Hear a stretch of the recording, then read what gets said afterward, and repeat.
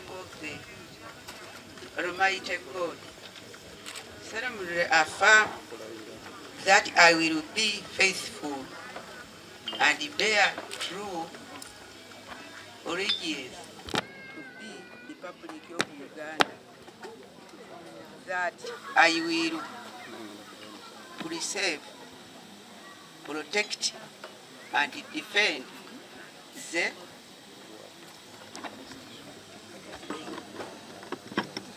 the Constitution, Republic of Uganda, and I will preserve, protect, and defend the condition. So help me God. Having been elected a councillor for Semuto Town Council, swear in the name of the Almighty God, solemnly affirm that we will give faithful service to this council and support and uphold the Constitution of the Republic of Uganda as by law established, and I will not directly or indirectly communicate or view any matter to any person which shall be brought under my consideration. I shall come to my knowledge in the discharge of my official duties, except as may be required for discharge of my official duties, and I shall commit the secretary. So help me God.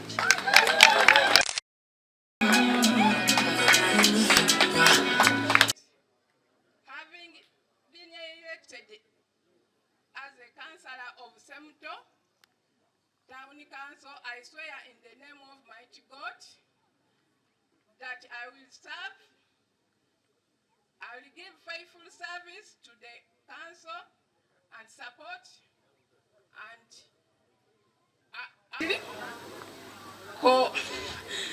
indirect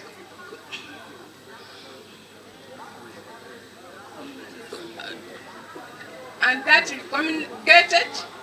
communicate our or reveal any matter to any person which will be brought under my consideration, and I shall come to my knowledge in the discharge of my office duties, except as may be required for the discharge of my official duties, and I shall commit to secrets. So help me God. Frederick Musi, having been elected a councillor of Semuto Town Council, swear in the name of the Almighty God that I will give faithful service to this council and support and uphold the Constitution of the Republic of Uganda as by law established, and that I will not directly or indirectly communicate or reveal any matter to any person which shall be brought under my consideration or shall come to my knowledge in the discharge of my official duties, except as may be required for the discharge of my official duties, and I shall commit to secrecy. So help me God. Having been elected a councillor for Semuto Town Council, swear in the name of the Almighty God, solemnly affirm that we will give faithful service to this council and support and uphold the Constitution of the Republic of Uganda as by law established, and I will not directly or indirectly communicate or view any matter to any person which shall be brought under my consideration. I shall come to my knowledge in the discharge of my official duties, except as may be required for discharge of my official duties, and I shall commit the secretary. So help me God.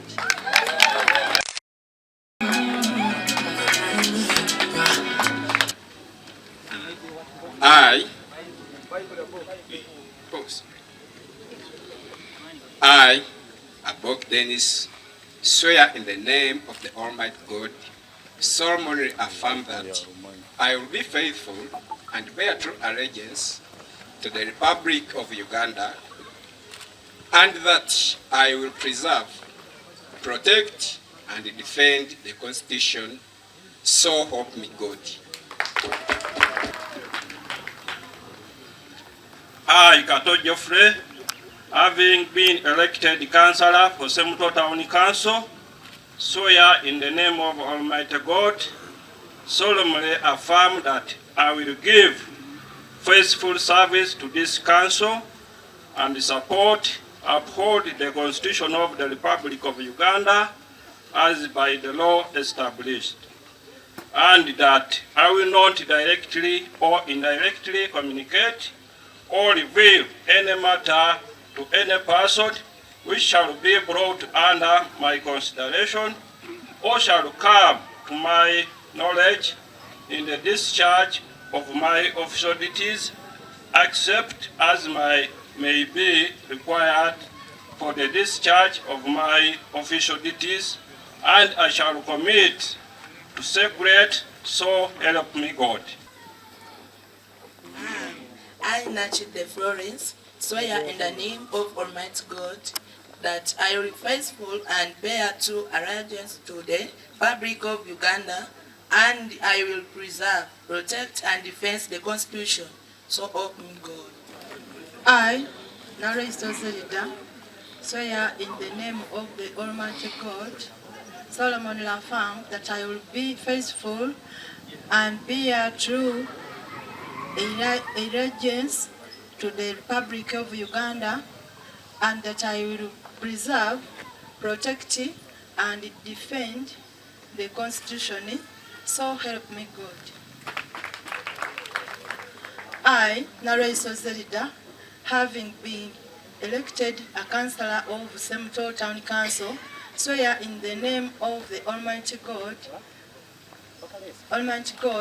solemnly affirm that I will give faithful service to this council and support and uphold the Constitution of the Republic of Uganda as by law established, and that I will not directly or indirectly communicate or review any matter to any person which shall be brought under the consideration or shall come to my knowledge in the discharge of my official duties, except as might be required for the discharge of my official duties, and I shall commit to secrecy, so help me God.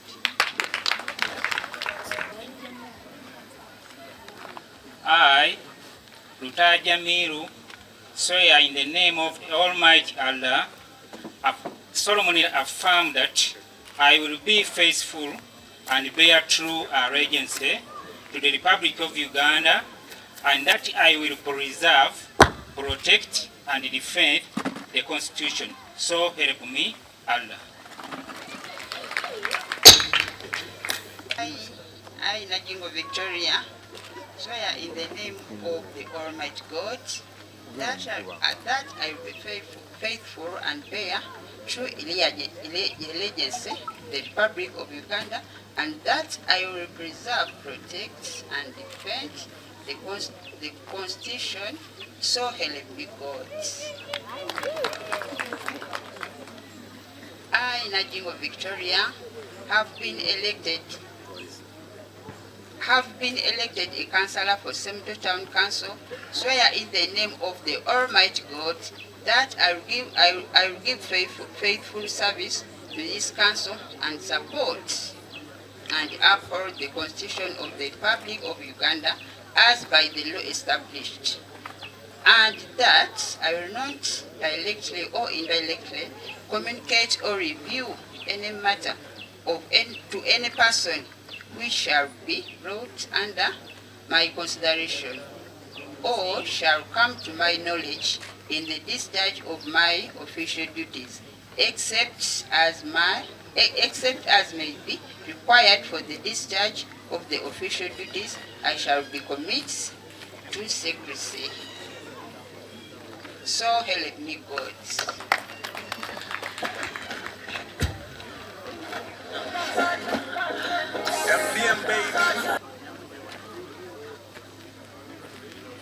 I, Semuto Godfrey, swear in the name of the Almighty God, solemnly affirm that I will be faithful and bear true allegiance to the Republic of Uganda, and that I will preserve, protect, and defend the Constitution.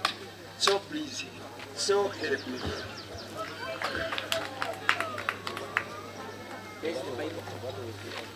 I, Naroga Victor, swear in the name of Almighty God that I will be faithful and bear true to the Republic of Uganda, and that I will preserve, protect, and defend the Constitution, so help me God.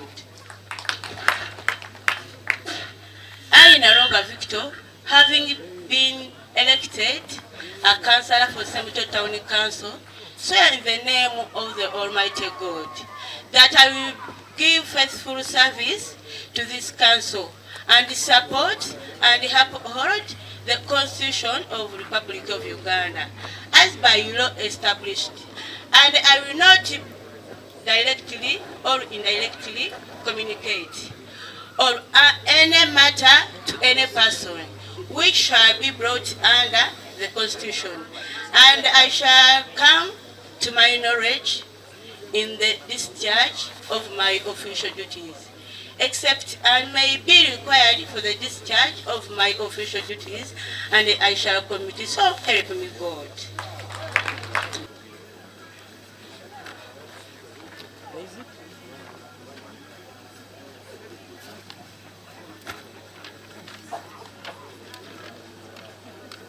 I, Muyomba Joseph, swear in the name of the Almighty God, solemnly affirm that I will be faithful and bear a true allegiance to the Republic of Uganda, and that I will preserve, protect, and defend the Constitution.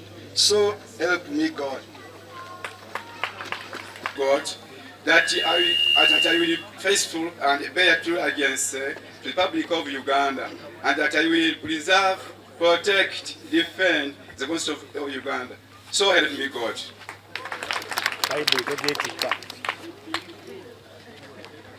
I, Lukwago Alfred Indal, having acted as a councillor for Semuto Council, swear in the name of Almighty God, solemnly affirm that I will give the faith service to the council and support, uphold the Constitution of the Republic of Uganda as by the law established, and that I will not directly or indirectly communicate or reveal any matter to any person which shall be brought under my consideration or who shall come to my knowledge in the discharge of my official duties, except as may be required for the discharge of my official duties, and I shall commit to secrecy. So help me God.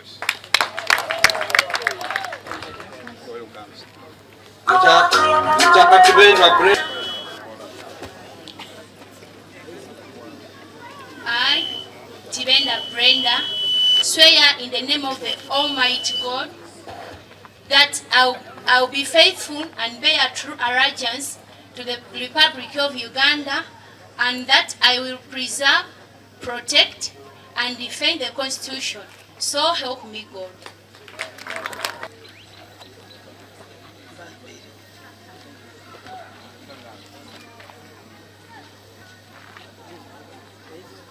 I, Nachinji Florence of Uganda, and that I will preserve, protect, and defend the Constitution. So help me God.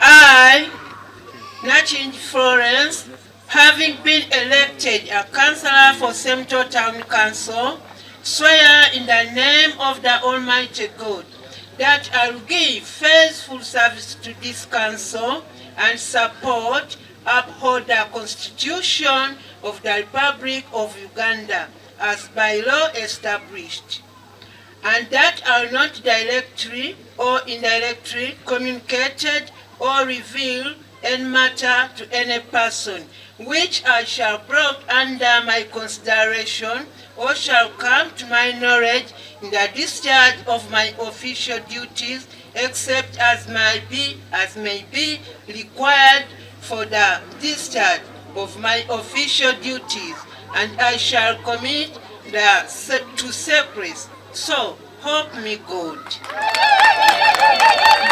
District abakulembeze baffe mwenna wano ku Semuto Town Council, all protocol observed. Good. It's good afternoon. Good afternoon to you all. Amanya Muganzi Mark Mayanja nayenze returning officer district eno eya Nakaseke. Kisoka njala kwebaza baleaders abakoze okulayira kuno. This swearing in eri muteeka. Elected bayoza okubeera sworn in. Julie sworn in as the leaders of our Semuto Town Council. Because of time, tugenda straight mu kulonda okwa speaker or what kulembeze. The first order of business before they even have council. Kulonda speaker ate naye n'alondesa deputy we, then ne balyoka batuula Julie mu council ngeri fully constituted. So tugenda mu ku 24 eya Local Government Act kaina kuba presided over by the returning officer. Dagwe mulongo tugenda okukola. Akalulu kano katandika n'omutendero gwa nomination. Ba councillors meeting abantu bemwagala to be candidates for the position of speaker. Bemwagala okuyimirira. Tumaze okukola nominations ezo, which means tugenda awo mu kalulu. Ababadde nominated tujja bawe eddakiika 2 zokka bakole campaign to you, the electorate, mwe ba councillors ne chairperson. So nga bamaze okukola campaigns ezo and teeka ligamba nti a simple majority. So tewali wonti 50 plus abasinze munna akalulu yabakoze eki awangudde obwa speaker. So let's go straight into it. We are going to be looking at this tent eno omuli chairperson, mayor ne ba councillors.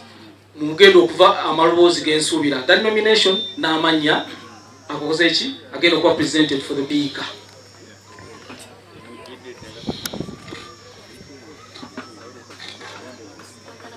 So tuzaka tutandike bannange ani bwe mwagala abeere speaker wamwe. So I expect omuntu omu councillor ayimirire aleete erinnya ery'omuntu gwa proposing, then n'omuntu oyo akkiriza nomination eyo oba ekifo akyakola ki akyegwaniza.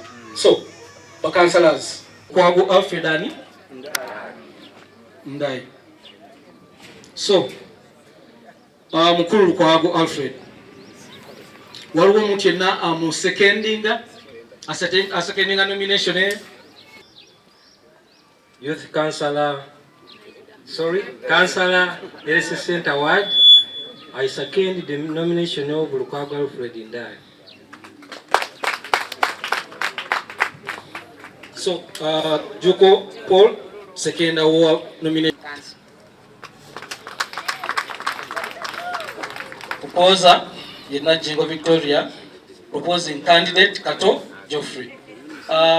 Tibenda Brenda Kansala w'omuluka gwa Lule, I second Honorable Kato Geoffrey to be my speaker in this council. Na Brenda. Councillor Kato Geoffrey. Aliwa, do you accept this nomination? More than 100. Tufunye nomination eyokubiri. Waliwo nomination eyokusatu. Any other nomination among the councillors? Councillors, if the councillors to move a motion to close these nominations among the students.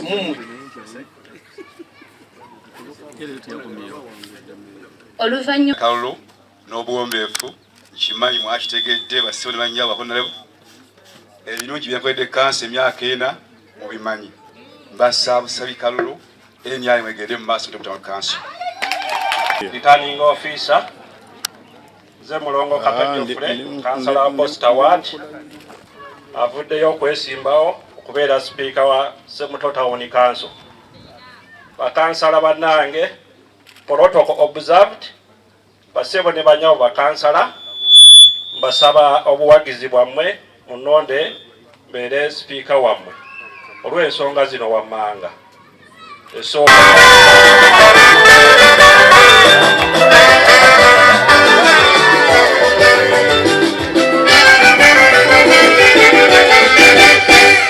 Pesa nyingi mimi hupoteza nikinunua pombe kwa vilabu, nyama choma.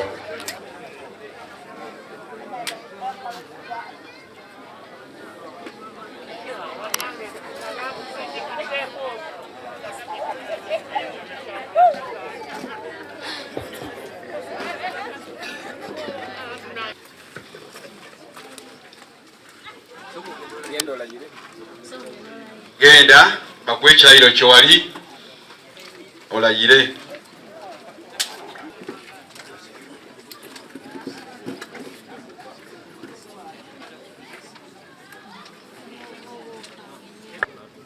I, Nyiramgisha Rita Bakunzi, having been elected a Deputy Speaker for Semuto Town Council, swear in the name of the Almighty God that I will give faithful service to this council and support and uphold the Constitution of the Republic of Uganda as by law established, and that I will not directly or indirectly communicate or reveal any matter to any person which shall be brought under my consideration or shall come to my knowledge in the discharge of my official duties, except as may be required for the discharge of my official duties, and I shall commit to secrecy. So help me God.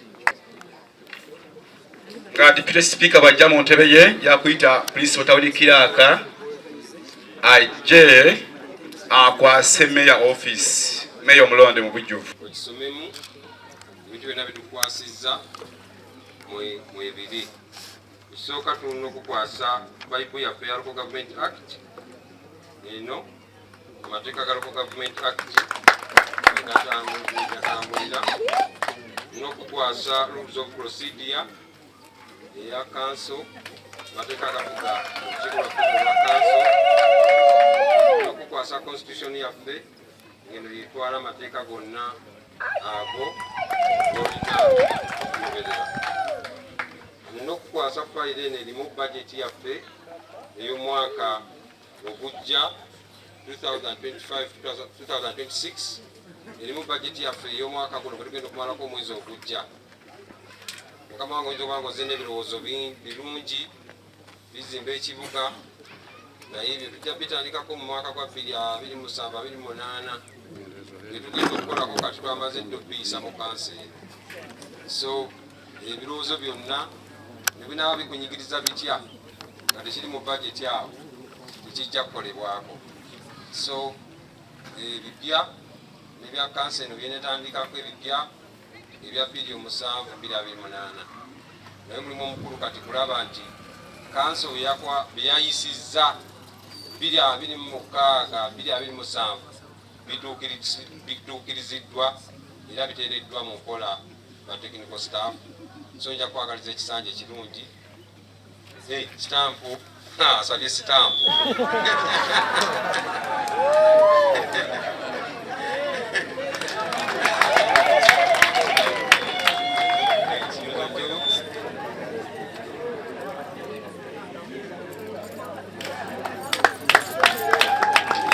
bazze ekisanja ekirungi okulaba nga abantu baweereza bulungi era bafunemu nga ebikusuubirwamu neyanzizanyo onalipo sipiika. Ekitiibwa olw'obuwanguzi mwemuyiseemu bwe mwayitamu okulondebwa ate ne mu kulayira. Nebaza technical staff ekomandingibwa ba town clerks abasatu okuli principal n'abamyuka be babiri ne wakafoosi yonna eya Semuto. Nebaza bainvesita baffe tata Kanoni muko Sebo Kao Sebo LDC Sebo Honorable Kansala wange anjikira ku district omukyala n'omwami mwenna bainvesita bange ssentebe w'ekigwa n'abakulembeze bannange mwenna okuva ku mutendera gyonna egiri mu town council ne mu basebo ne bannyabo bannasemuto n'esiimye ennyo okubalaba. Mwebale kutusabira kaseera ka kugezesa olaba ogwanga omutima gwe gukuba ennyo naye oba naye njagala okutwala omukisa guno okubeebaza obuwagizi bwonna bwe mutuwadde mu kisanja ekiwedde era n'okubasaba mugutwongere mu kino tusobole okugenda mu maaso. Bwe tuba tusobezza mutugambeko era mutuwabule. Njagala okwebaza ennyo Honorable Kansala olw'obumu era obutandise kuba ebyokulonda bwe biwedde sinnalengerayo akyusizza naye ffenna buweereza olaba ne kino kyeŋŋendamu era njagalako batono gamba munna ayagalako batono na kino kyeŋŋendamu ekisibwa sipiika omuntu tokola wekka okola ne banno sookera ddala nja kukola ne kansa eno yonna. Ekyokubiri nkole ne batekiniko mwenna.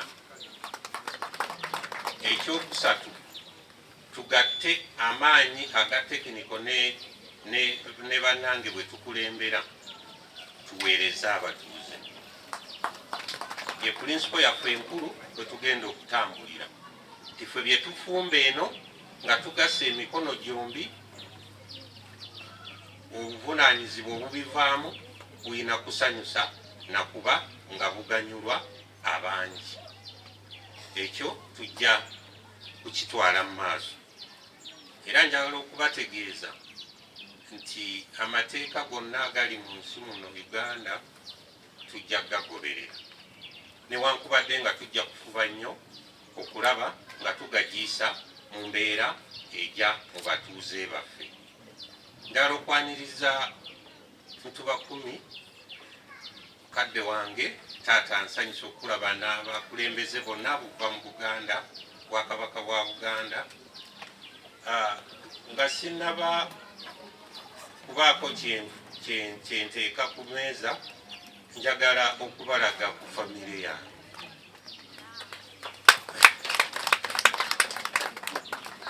Waliwo omuvubuka atusinga ewaffe eyo mulimu omukyala Beti Namboze atali we mukono oyo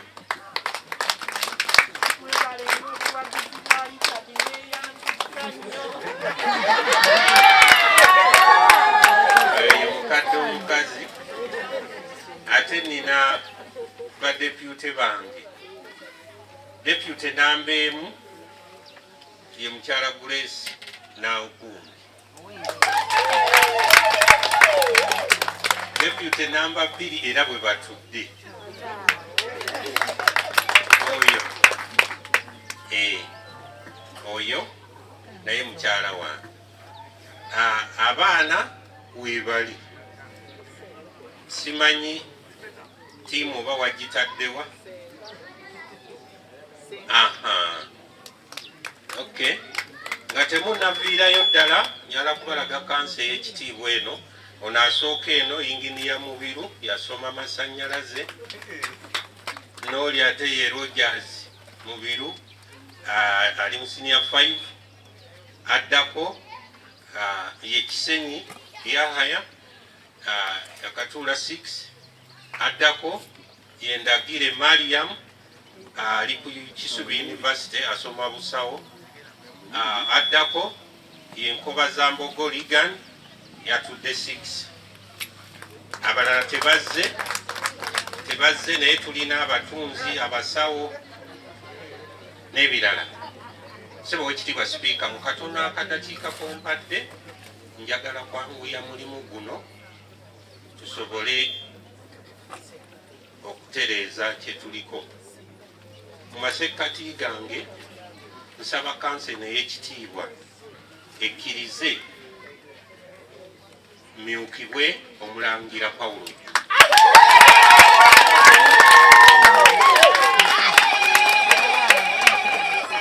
Nsaba kanseni ey'ekitiibwa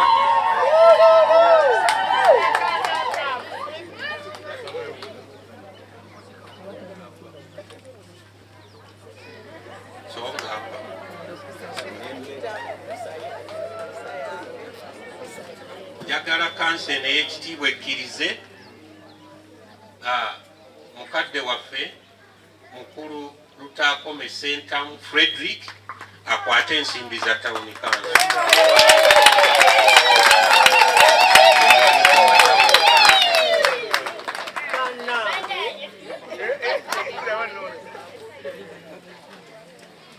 Njagala kanseni ey'ekitiibwa ekkirize mukyala Florence asigale mu kifo kye mwabadde ne mukyala Zerida asigale mu kifo kye. Naye nga temwerabira nti nyina obuyinza obukyusaamu obudde bwonna. Bwatuteekebwako buteekebwa nti mulina okukola bwe muti naye nga ffenna loolemu yakuweereza bantu b'e Semuto. N'ebigambo ebyo ebitono njagala kusaba Oweekitiibwa Sipiika ne Deputy wo ne kanso yonna munzikirize ntambule n'abantu bano basobole okuweereza mu ngeri ey'enjawulo. Lwaki bano mbakomezzaawo? Tubadde tukola nabo, sibasanzeemu nnyo buzibu, wadde mmakkati awo wabaddewo akayiringito naye bibadde tebinkwatako nga byabwe be bamanyi bye babaddemu.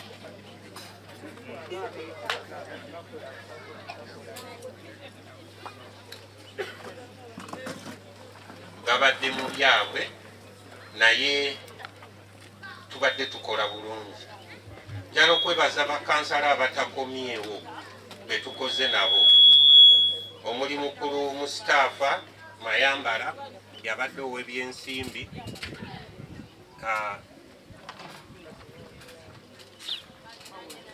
Esa ala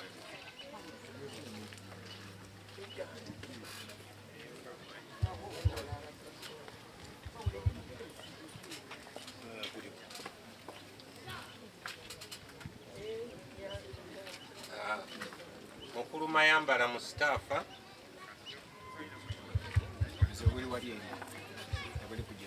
ala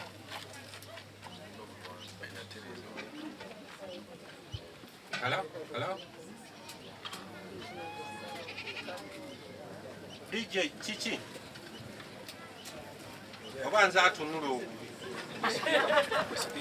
Almighty God, that I will give faithful service to this council and support and uphold the Constitution of the Republic of Uganda as by the law established, and that I will not directly or indirectly communicate or reveal any matter to any person which shall be brought under my consideration or shall come to my knowledge in the discharge of my official duties, except as may be required for the discharge of my official duties, and I shall commit secrecy. So help me God. I, Nachinji Florence, having been appointed a secretary for production, I will give faithful service to this council and support and uphold the Constitution of the Republic of Uganda as by law established, and that I will not directly or indirectly communicate or reveal any matter to any person which shall be brought under my consideration or shall come to my knowledge in the discharge of my official duties, except as may be required for the discharge of my official duties, and I shall commit to secrecy. So, help me God.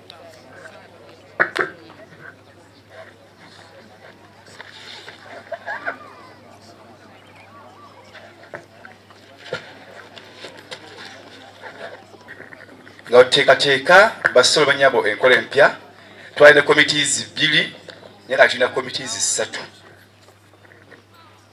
etteekawo eryafulumye empya eryako gavumenti olwekyo bamembers sigalewo bemba 11 ayitawo insindaali n'ayitawo nono omwana deputy speaker naye najja n'ayitawo n'abantu babaddeko ku bunkenke ate ne tukakasa nti n'oli yasuze talidde n'okutuusa kati era enjala emuluma nolwekyo kati bano ababadde bavuganya badde beegwanyiza tukitwale nti okuvuganya kukoze eki kuwedde kati tutambule mulongo oba bano akuwangudde leka kusanyusa ffe babaddewo nti okkiriza tutambule ate sipiika era naawe ofune okuwabulwa oli wagamba nti tukole bwe tukikirabemu tugende tulambule muki abantu bano n'abasigaddeyo baagala service. President yagambye kololo ate nze ndi mubaka we. Ekyo temukimanyi? Byayagala byenkola ki? Byenkola. Katuli twali baaniita katuli wobofi.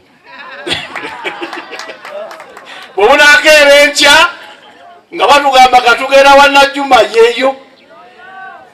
Kati yagambye ekisanja kino no more sleep and no more corruption. Tetulina bwe tutagenda kwebaka nga tuli mu ntale ezitatuyamba. Ne bw'onoogezaako okulwana ne mmeeya n'olwana ne kansala tugenda kumaliza abantu beebasi abantu baleme kufuna service. Sente zigenda kujja tuzitunuulire. Ekimu kyenze kye nagamba b'MP kye njala okusaba bakansala akalawesi kaffe kalinnyeko.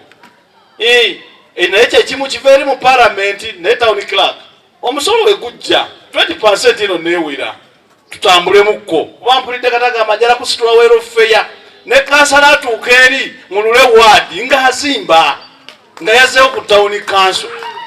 Simanyi nnyo gundi ya wano naye ekiyinza okukuba ennaku ng'ate yalakwenkanankana neyeggombolula ate ng'eno tawuni erina weekoze eki. Kati ate namwe bakansala mumanyi okulwana tawuni kiraka tatuwa ssente naye nga ne ze bawaako temuzimanyi. Ajja kugamba tukuwa ku 20%. Omugambe weeziri akubuuze ziri mmeka obuuze kansala watali kansa omufuna omusolo gwa ssente mmeka. Ate kansala ayagala okufuna allowance omungi yagamba abantu obutawa musolo. Kati ze banaakusasulako bazijjewa. Ne bw'oba omanyi ne zijja ne bazikuwa abantu bano baagala service. Njala kwebaza Dr. Sengonzi olw'obugabizi bw'azzaatuwa kubanga nze ndi musanyufu ne mukama wange musanyufu olw'ekinnya kiri. Twakirambula naye abadde atawanya tugenda ne principal ono Mukasa. Ne Mukasa kyabadde atukola kati ninda baabubeeka. Report simanya ba environment. Newe kiba kigenda kuggwa zi service abantu kuba twatukanga waliwo obuki obulumi. Abasawo ennyumba tezibadde nki nungi. Ne tujja basaba nammwe town clerk gobo bavunanyizibwako nabo bakole. Bwe tunaabawo ennyumba ne ziddaabirizibwa ne ziba nnungi baleme kuzeebakamu kuddeeyo wabula bajje batujjanjabe abantu bamuze bye baagala nga ffe twekwatya emyaka gyaffaana. Tewalijja kubaawo atugambako naye ebyo ebitaategeerekeke tekijja kutambula. Abakozi ba gavumenti twongere okubeera mu program. Town clerk bawulidde no more corruption. atandikira eno no more sleep kakitegeeza olina okwogera ku budde bw'obeera Semuto n'ebintu by'olina okukola olina otulaga value for money. Twalimye oluguudo olugenda enkuzongere biliyoni simanya miliyoni 10 naye zo zivaayo. Kisanja kino yagambye no more what kubanga ffe tulina directives ndala era ndowooza mwalimu Wavuma ayinza okukkiriza nti bukyabubanga bwa mmindi baala disipate tebajjala kujja ku mikolo gino naye gyonna tugenda gigendako buli ggombolola. Tulina bye tulikodinga, tulina bye tukola ki, tulina bye tutegeeza, tugenda kukola wamu nammwe. Kitawulikira tugenda balondoola nnyo kubanga mulimu waffe omukulu kulondoola puroguramu zaki za gavumenti. Era gyo nadde njogera ne commercial officer bali mu kukola ku bya PGM naye nga tetuli involved. We must be involved at every. Njala kubategeeza kati ne office bagyongeddemu katulimu ba standard DC basatu kubanga ndooza ne mwami Katamba Moses naye bamulese Nakaseke. Ate tukyasuubirayo abalala kitegeeza muzeeyi agamba terikola ki teri kubongoota nolwekyo. Erinnya lyange nze Kizito Richard ssentebe omulonde owa town council eno. Nebaza abantu b'e Semuto olw'obwesige era nsaba kutegeeza abantu mwenna nti tugenda kukolera wamu n'abantu baffe. Twakola puroguramu yaffe eri mu bajeti n'ekikulu ennyo abantu baffe bataataaganye ennyo olwa trade order. Kati kwe kusoomoza kwennina okulaba nti tufuna ettaka tubazimbira akatale basobole okuŋŋaanira awamu bave mu dduka. Abantu baffe bataataaganye nnyo ng'ate tulina okutuukiriza enkola eya trade order. Nsaba bannasemuto bongere okuzimba ekibuga ate nga naffe batusapootinga tusobole okukolera obulungi abantu. Mbeebaza nnyo byonna bye baatukolera naffe tujja baswaza tujja kukola. Nebaza gavumenti ye NRM olw'okuba nti yadda mu buyinza ate era etuweereza saaviisi ez'enjawulo. Erinnya nze Omulangira Paulo Jjuuko nga nze kansala omwami akiikira omukagwerese Center ate nga olwaleero nnondebwa mukama wange nyongere mu myuka ekisanja ekyokubiri. Nze abantu berese Center kyenyinza okubasuubiza si bingi nnyo wabula ebizibu ebirumerese Center nzize mbimanyi ng'ekizibu ky'omwala ogwo ngezezaako nnyo okwogera ne mukadde wange kuva ku disitulikiti mu bajeti tulinamu miliyoni 139 kimanyi omwala gwe tutandikirako ogw'omusanvu. Tulina ekkuba eddala lye bayita Mayambala Road terikyayita naye nga mmanyi nti ku luno kengenze nga nkiikirira omuluko ogwo byemu byengendo singa okulwanako kuba tulina ssente ze twateeka mu bajeti nga za kukola makubo era byengendo olwanako ndabe nga lyerimu ku makubo agasooka okukolebwa. Sijja kubasuubiza bingi naye tujja kgenda tutambula mpola nga nnaana nnyo omuluka gwange buli bajeti tuba tugiyisa ate ise ntuteekamu akatonotono. Webale nnyo presenter erinnya Lutakome MC Frederick eyakalondebwanga Secretary for Finance owa Semuto Town Council. Eno Town Council erina budget era budget eyo yegenda okutunulira okulaba engeri gyetuukirizibwa okuleeta ebibala eri abatuuze mu kitundu kyebayita service delivery. So bitu byonna bikwatagana na budget n'okulaba ng'etuukisibwa n'ebivaamu ng'eri value for money eri abatuuze ababa tutaddemu obwesige. Wow. Ekyamazima nsobola kwebaza abakansala bonna okuteekamu obwesige bampa ttaamu ey'okubiri awamu n'emmeeya kuba mmeeya tukolaganye mungi nnyo ntawunikirako ttaamu ewedde. Ku bimu ebisobozo bitusigazza tulina okugula ettaka lya kasasiro, tulina okugula ettaka olina okuzikibwa abantu ate nakumwasiza abafudde bafire mu kibuga tusuubira okugulayo drug eya kasasiro tulabe nga twongera mu kibuga kyaffe. Ebyo ebisomozo ebisigadde mu ttaamu eno tebikoleddwako era nsuubiza abakansala abanuze batanonze ti kanso ezinaddako nja kuba mbatwalako out nga ng'Entebe ng'esuubirako ne Kalangala kote ejja tuyiragire Kalangala batambuleko bayige enkola emirimu emirala naye nkubiriza bannange tebampagira kabalina ebisomozo bajje babimbuulire tetweryamu nkwe baŋŋambe wasituukiriza tukyereze kubanga Semuto ffe naye waffe naye njala kwebaza abantu bonna ab'e Semuto abamwami Kisakalu naffe kuteekamu obwesige. Njala nnyo okwebaza Omulangira Jjuuko abadde manager wange mu kalulu kano, ssentebe w'NRM, omuwandiisi w'NRM mwami Asani Musa, Jesua mwami Kizito Richard n'abalala. Tebale kubanga tuli mu ffenna n'abataka bamutwale nga mwamulekwa bade bageza kutuwa amagezi gala Semuto akyala okubanga omuntu omulala yamutwala nga sipiika kwekolagana weeri twagala nnyo ntalo twagenda mu maaso erange nyange nze Ssaabwe Lukwago Alfred Ndaali kansala omwami owa Lule Ward azzeemu okufuna ttaamu ye ey'okubikwa sipiika neyanza nnyo basa. Swear in the name of the Almighty God that I will be faithful and bear true allegiance to the Republic of Uganda, and that I will preserve, protect, and defend the Constitution. So help me God. Having been elected the councillor for Semuto Town Council, swear in the name of the Almighty God that I will give faithful service to this council and support and uphold the Constitution of the Republic of Uganda as by the law established, and that I will not directly or indirectly communicate or reveal any matter to any person which shall be brought under my consideration, or shall come to my knowledge in the discharge of my official duties, except as may be required for the discharge of my official duties, and I shall commit to secrecy. So help me God. I, Kizito Richard, swear in the name of the mighty God that I shall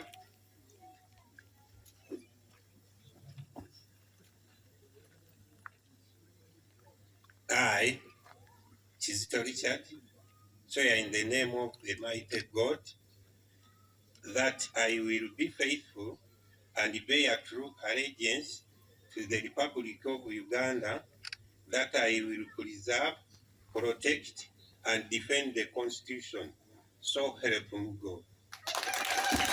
Kizito Richard, swear in the name of the mighty God that I shall faithfully exercise the function of the chairperson of Semuto Town Council, and shall uphold, preserve, protect, and defend the Constitution, and observe the laws of Uganda, and that I shall protect the welfare of the people of Semuto Town Council, and that I will not directly or indirectly communicate or reveal any matter to any person which shall be brought under my consideration or shall come to my knowledge in the discharge of my official duties, except as may be required for the discharge of my official duties, or as may be specifically permitted by the President.